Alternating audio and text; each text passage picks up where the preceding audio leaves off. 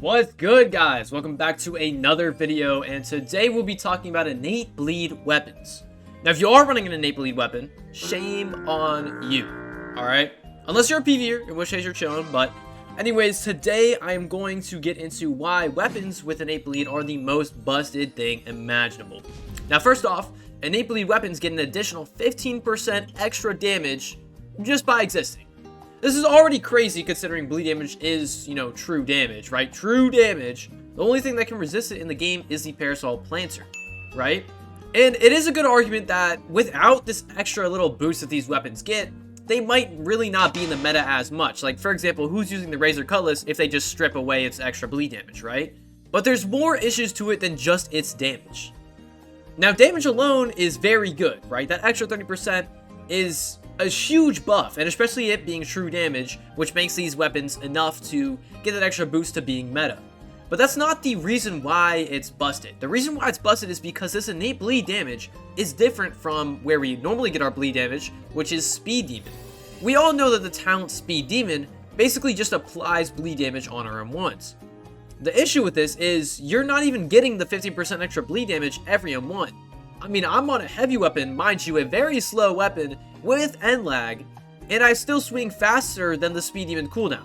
So this is already pretty bad, right? I mean, not only do innate bleed weapons have that extra 50% true damage, but they also don't have to deal with these annoying cooldowns that Speed Demon has.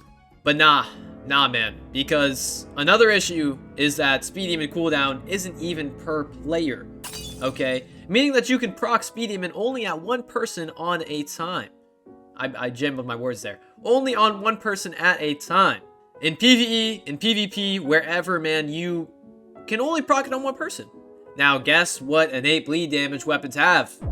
Yup, they just completely ignore this.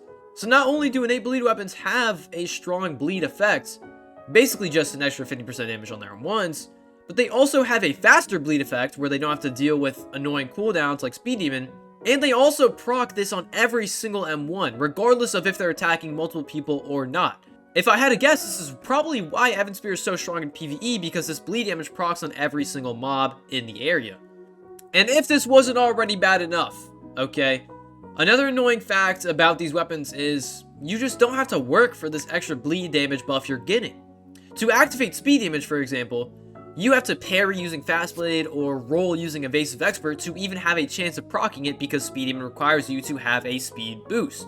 This encourages people to, parry and roll, because if you don't, you're risking losing out on that 50% extra damage that you would get otherwise. But if you play a weapon with innate bleed, you don't have to play for parries, because you know that you don't get anything from parrying, so why should you in the first place? You're already getting that full 30% extra true damage by not working for it, so what's forcing you to just run around and get that free damage buff when you didn't even earn it? So as a whole, bleed damage weapons are just dumb, alright? There's generally no point in running a normal weapon nowadays, especially when you have things like an Evan Spear doing more than a Hive Lord, even with Speed Demon. I mean, something's clearly gotta be done. Anyways, I wanted to keep this pretty short, so that's all for today, and I'll see y'all next time. Peace.